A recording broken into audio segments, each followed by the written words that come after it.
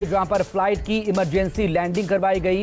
ये फ्लाइट गोवा जा रही थी, मॉस्को से इसने टेक ऑफ किया था, गोवा में लैंडिंग होनी थी, लेकिन आखिरकार इसकी इमरजेंसी लैंडिंग गुजरात के जामनगर में करवाई गई। बॉम्ब की खबर के बाद ये इमरजेंसी लैंडिंग जामनगर में हुई। एयरपोर्ट पर बॉम्ब निरोधक दस्ता जामनगर एयरपोर्ट पर पहुंचा हुआ है। सघन चेकिंग वहां पर इस वक्त की जा रही है। बताया यही जा रहा है कि इस फ्लाइट में करीब 236 पैसेंजर सवार थे। गोवा एयरपोर्ट को इस फ्लाइट में बॉम्ब का ईमेल मिला था, जिसे गंभीरता से लिया गया और इसके बाद एटीसी ने संपर्क किया। जामनगर एयरपोर्ट पर इस फ्लाइट को इमरजेंसी लैंड करवाया गया। रात करीब 9:39 पर यह इमरजेंसी लैंडिंग जामनगर एयरपोर्ट पर हुई थी। तमाम अपडेट के साथ इस वक्त मेरे सहयोगी भूपेंद्र सिंह हमारे साथ जुड़ गए। भूपेंद्र, किस तरह की अपडेट? करीब 1.5 घंटे से ज्यादा का वक्त हो चुका है फ्लाइट की इमरजेंसी लैंडिंग को। देखिए, अब तक जो अपडेट आया है उसके मुताबिक हम अब तक बता रहे थे 236 मुसाफिर हैं, लेकिन अभी जो पता चला है उसके मुताबिक 244 यात्री इस प्लेन में सवार थे और सभी सुरक्षित हैं। और अब तक की जांच पड़ताल में कोई संदिग्ध चीज जो है अभी तक नहीं मिली है, लेकिन अभी भी पूरी तरह से इत्मीनान किया जा रहा है। उसको चेक करने के बाद अब रीचेक किया जा रहा है और इस रीचेकिंग की प्रक्रिया में गुजरात एटीएस जो है वो भी शामिल हो गया है। बाकी के अधिकारी जो है, कलेक्टर भी वहां पर इस समय पहुंच चुके हैं। तो अभी भी एक तरह से तलाश की जा रही है कि अगर कोई भूपेंद्र, आपको रोकना होगा क्योंकि जामनगर के एसपी खुद इस वक्त हमारे साथ फुल लाइन पर जुड़ गए हैं। एसपी साहब, सबसे पहले तो अपडेट यही आपसे जानना चाहेंगे, जामनगर एयरपोर्ट पर जो फ्लाइट की इमरजेंसी लैंडिंग हुई है, अब तक की तफ्तीश में क्या कुछ निकलकर सामने आया? ये है वो मॉस्को से गोवा जा रहा था फ्लाइट और इसके अंदर 200 प्लस है वो पैसेंजर्स थे। इसके अंदर बम की सूचना थी, तो इमरजेंसी लैंडिंग है वो जामनगर 10 बजे के आसपास है वो जामनगर एयरपोर्ट पे हुई है।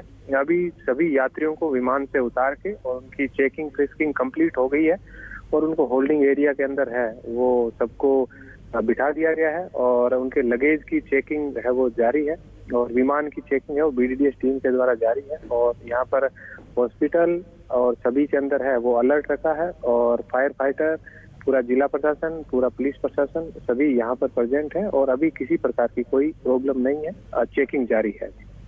एसपी साहब, कब तक ये चेकिंग चलेगी? फिलहाल इसकी पूरी एक एसओपी होती है, जब तक फाइनल बीडीडीएस टीम के द्वारा विमान की कंप्लीट चेकिंग करके और विमान के इंजीनियर्स द्वारा कंप्लीट चेकिंग करने के बाद में उनके द्वारा जब क्लियरेंस दिया जाएगा उसके बाद में है वो आगे की कार्रवाई की जाएगी। क्या इसी फ्लाइट से जो पैसेंजर थे उन्हें फिर आगे, चूंकि गोवा इसका डेस्टिनेशन था, उसी से रवाना किया जाएगा या कोई दूसरी फ्लाइट का इंतजाम हो रहा है? विमान के इंजीनियर्स के द्वारा जो बताया जाएगा उसके आधार पे आगे का, इसके बारे में हम अब कुछ नहीं कह सकते। बहुत शुक्रिया आपका प्रेम सुख साहब। एसपी जामनगर इस वक्त हमारे साथ जुड़े थे, बहुत शुक्रिया आपका। भूपेंद्र, आपने सुना जामनगर के एसपी क्या कह रहे थे? कह रहे हैं कि अभी चेकिंग हो रही है, जो एक एसओपी है वो पूरी होने के बाद ही फिर आगे इसमें कार्रवाई होगी।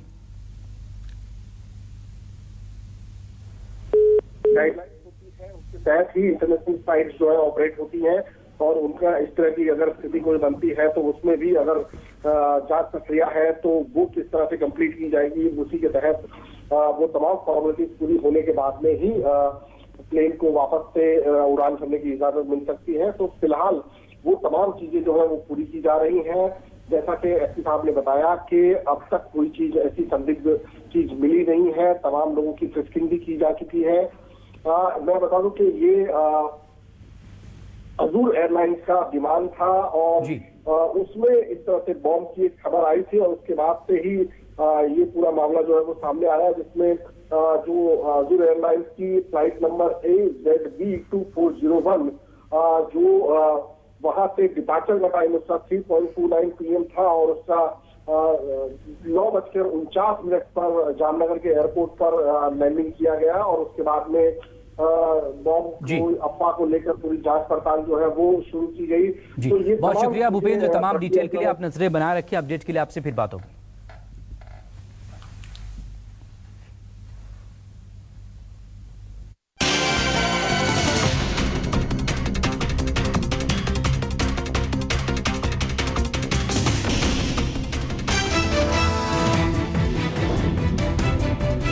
गुजरात के जामनगर एयरपोर्ट पर गोवा जा रही फ्लाइट की इमरजेंसी लैंडिंग बॉम्ब होने की खबर के बाद हड़कंप मचा। विमान को खाली कराकर तलाशी अभियान जारी। विमान में 236 यात्री सवार थे। इंदौर में प्रवासी भारतीय सम्मेलन में शामिल हुए पीएम नरेंद्र मोदी। प्रवासी भारतीयों को संबोधित करते हुए प्रधानमंत्री ने कहा, आप जहां रहते हैं भारत को अपने साथ रखें। 3 दिवसीय सम्मेलन में 70 देशों से 3,500 से ज्यादा प्रवासी भारतीय शामिल हो रहे हैं। मोदी की प्रवासियों से अपील, एक बार नर्मदा महाकाल लोक के दर्शन जरूर।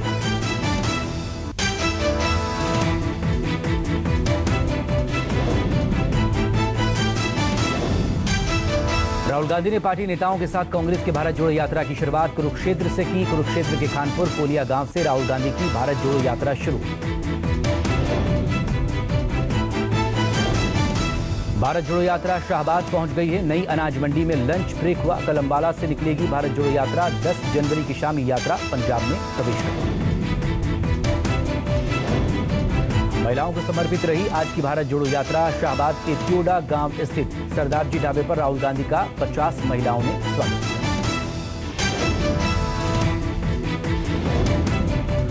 बीजेपी महासचिव तरुण चुग का राहुल गांधी की भारत जोड़ो यात्रा पर तंज। तरुण चुग ने कहा, राहुल गांधी डिज्नी वर्ल्ड के डिज्नी किड्स। तरुण चुग बोले, कोई दल 2 कदम उनके साथ चलने को तैयार नहीं और प्रधानमंत्री पद का उम्मीदवार बना रहे हैं। ये मुंगेरी लाल के हसीन सपने के अलावा कुछ नहीं। आप मुंगेरी लाल का हसीन सपना लें, कोई नहीं रोक सकता। आप उसे राष्ट्रपति material, prime minister material, Italy के प्रधानमंत्री का मटेरियल कहिए, ये आपके ऊपर है, कोई रोक नहीं सकता। लेकिन ये मुंगेरी लाल का हसीन सपना है। कुरुक्षेत्र में एक बार फिर राहुल गांधी ने बीजेपी और आरएसएस पर जोरदार हमला बोला। उन्होंने कहा कि 21वीं सदी में भी कौरव हैं जो खाकी हाफ पैंट पहनते और हाथ में डंडा लिए चलते। राहुल गांधी ने बीजेपी पर निशाना साधते हुए कहा कि यात्रा में किसी का धर्म नहीं पूछा गया, अगर कोई गिरा तो उसे उठाया गया। पांडव महाभारत के तपस्वी थे, उन्होंने कभी किसी का गलत नहीं किया। सुप्रीम कोर्ट ने आज धर्म परिवर्तन मामले में सुनवाई की। सुप्रीम कोर्ट से अपील की गई कि इस जबरन धर्म परिवर्तन के खिलाफ एक सख्त कानून बनाया जाए। सुप्रीम कोर्ट ने इस मामले पर सुनवाई करते हुए कहा कि जबरन और धोखे से हो रहे धर्मांतरण चिंता का विषय है, इसे राजनैतिक रंग नहीं दिया जाना चाहिए।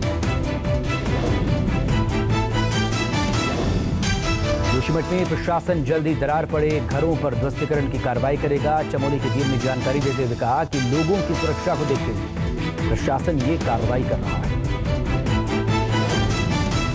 दिल्ली से केंद्र की एक टीम आज जोशीमठ पहुंची और प्रभावित इलाकों का दौरा किया। ये टीम जल शक्ति मंत्रालय की तरफ से गठित की गई थी। कल भी भारत सरकार के गृह मंत्रालय से भी एक टीम दौरा करने आई।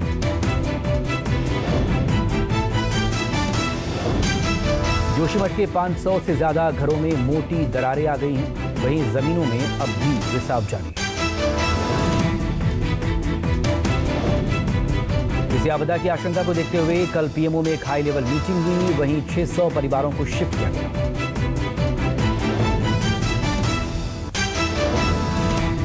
जोशीमठ के बाद बुधसान कर्णप्रयाग तक पहुंचा। कर्णप्रयाग के घरों में भी दरारें देखी जा रही हैं। कर्णप्रयाग नगरपालिका के बहुगुणा नगर में मौजूद करीब 50 घरों में दरारें।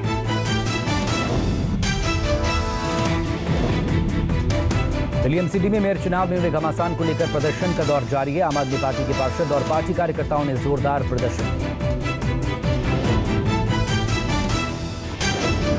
सैकड़ों की तादाद में प्रदर्शनकारियों ने दिल्ली में बीजेपी ऑफिस का घेराव किया। इस दौरान भारी संख्या में पुलिस बल को तैनात किया गया था।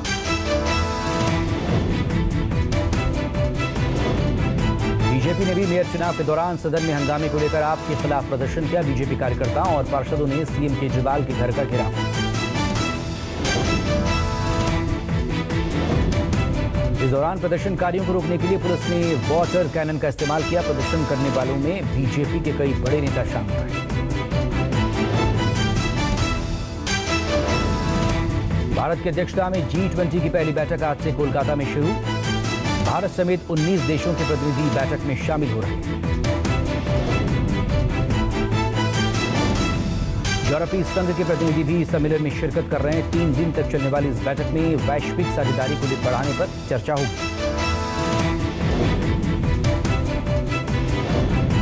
ममता सरकार ने बैठक के लिए पूरे शहर को सजाया। बैठक में शामिल होने वाले प्रतिनिधियों को बंगाल के प्रमुख ऐतिहासिक स्थलों का भ्रमण भी कराया जाएगा।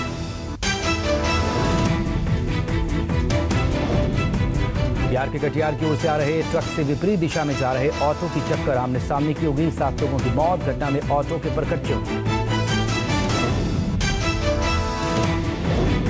हादसे के बाद ड्राइवर ट्रक लेकर फरार हो गया। मृतकों में 2 महिलाएं, 3 पुरुष, 1 बच्ची, ऑटो चालक और 1 युवक बताया जा रहा है। हादसे के बाद आक्रोशित लोगों ने सड़क पर टायर जलाकर नेशनल हाईवे को जाम कर दिया। मरने वालों में ड्राइवर को छोड़कर बाकी सभी 5 लोग एक ही परिवार से बताए जा रहे हैं। ये सभी लोग मध्य प्रदेश जाने के लिए ट्रेन पकड़ने कटिहार स्टेशन आ रहे थे। राजौरी के डांगरी में हुए आतंकी हमले के बाद लगातार सुरक्षा बलों को हाई अलर्ट पर रखा गया है। राजौरी में आतंकियों की तलाश में बड़े पैमाने पर सर्च ऑपरेशन जारी। बताया जा रहा है पुंछ राजौरी में आतंकी एलओसी से घुसपैठ की कोशिश कर रहे हैं। कल राजौरी में एक महिला ने कुछ संदिग्ध लोगों को देखने का दावा किया था। कल सुरक्षा बलों की मुस्तैदी से 2 आतंकी भी ढेर किए गए थे। ये वो आतंकी थे जो राजौरी फायरिंग में शामिल थे। आतंकियों की मौजूदगी का इनपुट मिलने के बाद संवेदनशील इलाकों को कार्डन ऑफ किया जा रहा है। राजौरी पुंछ हाईवे पर भी मुस्तैदी बढ़ाई गई।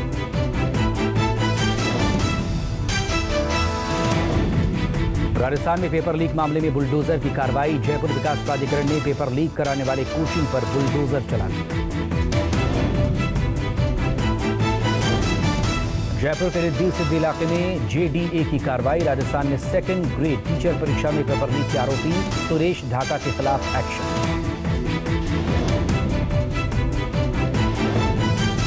पेपर लीक मामले में मुख्य आरोपी सुरेश ढाका और भूपेंद्र सारण अभी भी पुलिस गिरफ्त से बाहर बताया जा रहा है। दोनों आरोपी नेपाल भाग गए।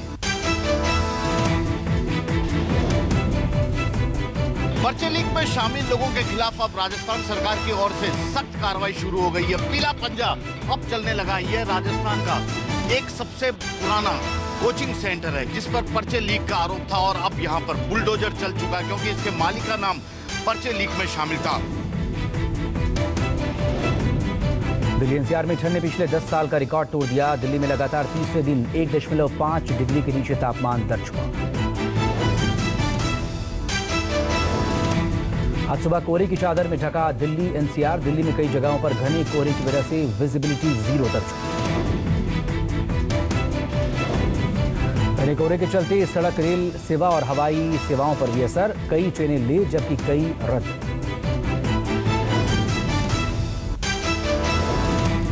कोहरे की मार के चलते दिल्ली में यात्रियों को परेशानी हो रही है। फ्लाइट्स भी देरी से उड़ान भर रही हैं।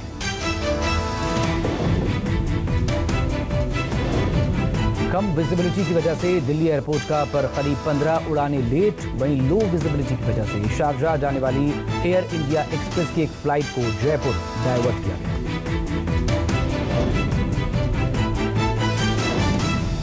मौसम विभाग ने सर्दी को लेकर दिल्ली, यूपी समेत 5 राज्यों में रेड अलर्ट जारी किया। दिल्ली में 15 जनवरी तक बढ़ाई गई सभी प्राइवेट स्कूलों की छुट्टी।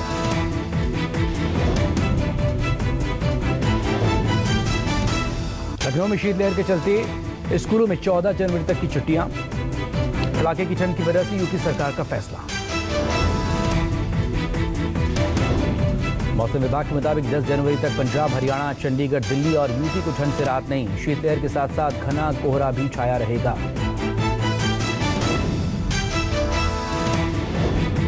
दिल्ली में सफदरजंग में आज 1.9 डिग्री सेल्सियस न्यूनतम तापमान रिकॉर्ड किया गया है। नोएडा में कोहरे का प्रकोप जारी।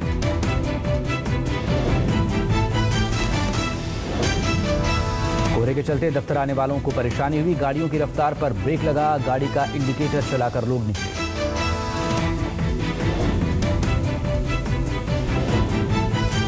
कोहरे की वजह से चंदौली के पंडित दीनदयाल उपाध्याय जंक्शन पर ट्रेनें लेट, जिससे लोगों को दिक्कतें हुई। लोग शीतलहर के बीच ठंड में प्लेटफॉर्म पर रहने को मजबूर।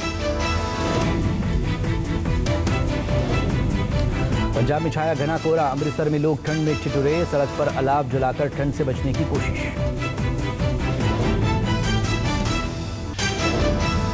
कानपुर और गोरखपुर में कोहरे की वजह से 10 मीटर से कम विजिबिलिटी। कानपुर रेलवे स्टेशन पर ट्रेन लेट होने की वजह से यात्री परेशान। पश्चिम बंगाल के सिलीगुड़ी में ठंड बढ़ी, लोगों का दिक्कतों से सामना हुआ। मेरठ में तापमान में गिरावट की वजह से जिलाधिकारी दीपक मीणा ने शेल्टर होम का दौरा किया, बस स्टैंड और गौशाला का भी मुआयना किया।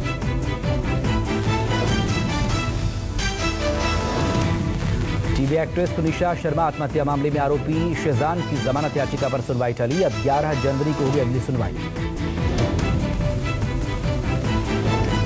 आज कोर्ट में शेजान खान के वकील ने कहा, शेजान और उनकी बहनों को उर्दू नहीं आती, वो डायरेक्टर के कहने पर उर्दू की लाइनें याद किया करते थे।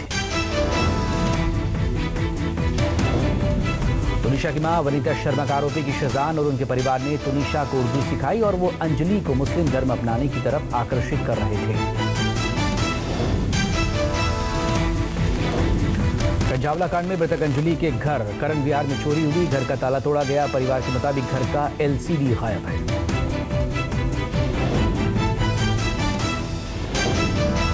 अंजलि के मामा ने एक बार फिर पुलिस को आड़े हाथों लिया। अंजलि के मामा ने पुलिस पर लापरवाही के आरोप लगाए।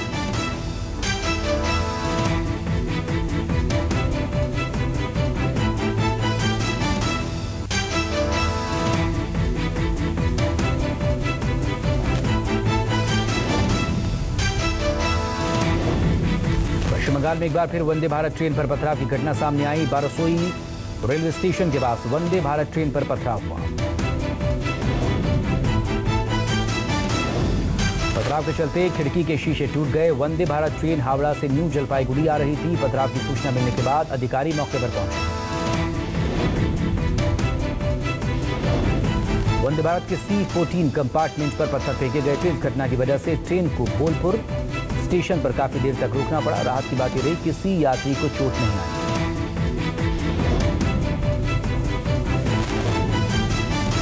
गोफस के बाद अब इंडिगो फ्लाइट में बवाल। नशे में 2 यात्रियों ने एयर होस्टेस से अभद्रता की, कैप्टन को भी पीटा। दिल्ली से पटना आ रही थी फ्लाइट।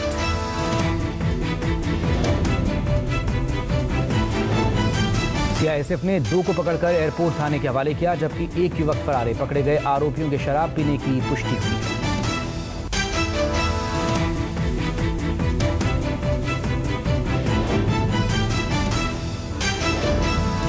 लेकिन नारायणा इंडस्ट्रियल एरिया में फैक्ट्री के लिफ्ट गिरने से बड़ा हादसा। हादसे में 3 मजदूरों की मौत, 2 लोग गंभीर रूप से जख्मी। मौके पर पहुंची पुलिस ने रेस्क्यू कर घायलों को अस्पताल में शिफ्ट किया। ठेकेदार के खिलाफ लापरवाही का मुकदमा दर्ज कर पुलिस ने जांच शुरू की।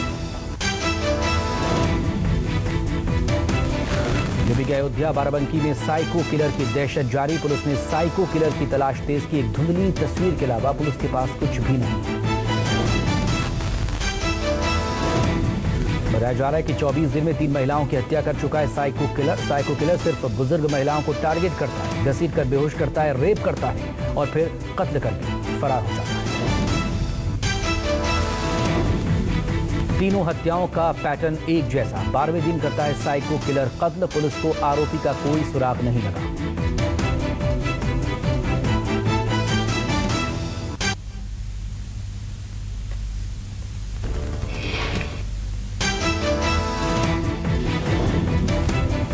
मुंबई के धारावी की खाड़ी में एक युवती का शव मिलने से हड़कंप मचा, जिसके बाद आक्रोशित लोगों ने मार्च निकालकर मामले में कड़ी कार्रवाई की मांग की।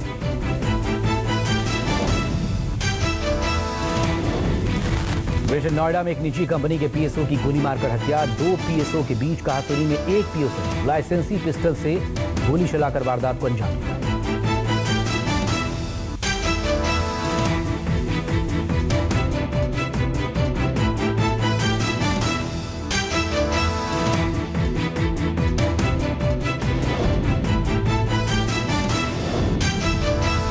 बिहार के सिवान में बदमाशों ने एक पत्रकार को गोली मारी। गंभीर रूप से घायल पत्रकार को अस्पताल में भर्ती करवाया। फिलहाल पुलिस मामले की जांच में जुटी है।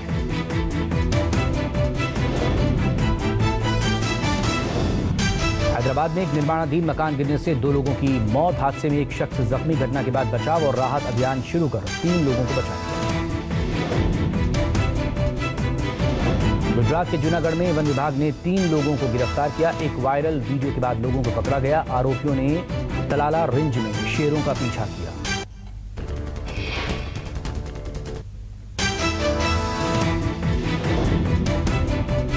बॉम्बे हाईकोर्ट ने चंदा कोचर और दीपक कोचर को रिहा करने का आदेश दिया। बॉम्बे हाईकोर्ट ने कहा, चंदा कोचर और दीपक कोचर की गिरफ्तारी नियम कानून के मुताबिक नहीं। चंदा कोचर और दीपक कोचर पर आईसीआईसीआई बैंक वीडियोकॉन लोन धोखाधड़ी का आरोप। सीबीआई ने दोनों को गिरफ्तार किया था। अब कोर्ट ने रिहा करने के आदेश दिए। जिले के भजनपुरा में रेप पीड़िता ने आरोपी की मां को गोली मारी थी। उससे जुड़ा सीसीटीवी सामने आ चुका है। पुलिस ने मौके पर पहुंचकर लड़की को पिस्तौल के साथ हिरासत में लिया था। पश्चिम बंगाल के नक्सलबाड़ी के राजखोला इलाके में एक फैक्ट्री में भीषण आग लगी। फायर ब्रिगेड की 3 गाड़ियां मौके पर पहुंची थी। कड़ी मशक्कत के बाद आग पर काबू पाया। पश्चिम बंगाल के काठवा में तेज रफ्तार का कहर। यात्रियों से भरी बस बेकाबू होकर पलटी। हादसे में एक यात्री की मौत, करीब 40 जख्मी।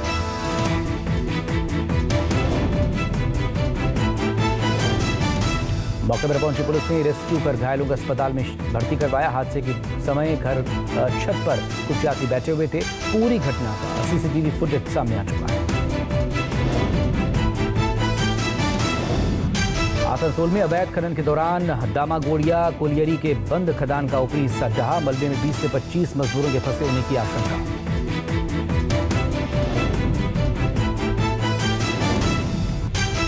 झारखंड में खिलाड़ी की अनदेखी। राष्ट्रीय तीरंदाज दीप्ति कुमारी चाय बेचने पर मजबूर। चाय बेचकर धनुष का लोन चुका रही है। दीप्ति कुमारी ने 50 से ज्यादा मेडल अपने नाम कर सूबे का नाम रोशन किया है, पर 4.5 लाख का धनुष खरीदा था।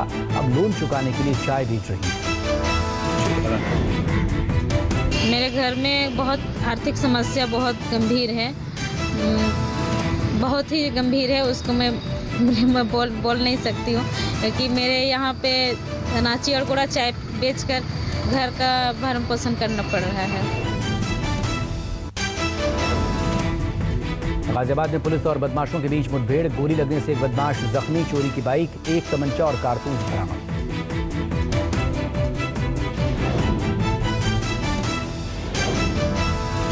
तमिलनाडु में त्रिची एयरपोर्ट पर कस्टम को मिली कामयाबी। यात्री के पास से 74 लाख से ज्यादा विदेशी मुद्रा बरामद। पूछताछ कर आगे की कार्रवाई जारी।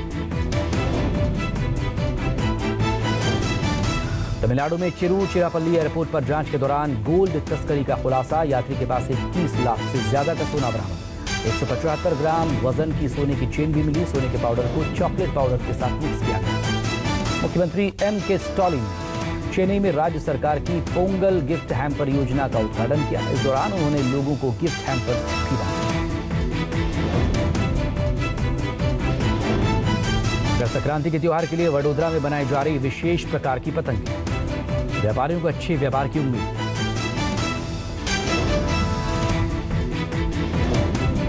ब्राजील के पूर्व राष्ट्रपति जायर बोल्सोनारो के समर्थकों ने ब्राजीलिया में जमकर उत्पात मचाया। प्रदर्शनकारी राष्ट्रपति लूला डी सिल्वा के विरोध में प्रदर्शन कर रहे हैं।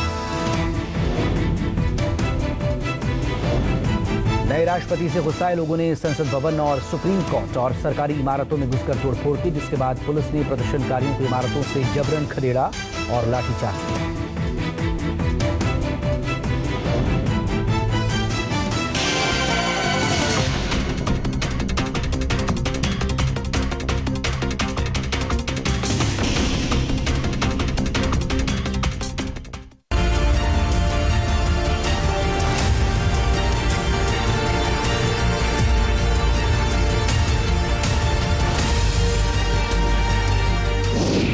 छत्तीसगढ़ के सभी दिग्गज एक साथ एक मंच पर।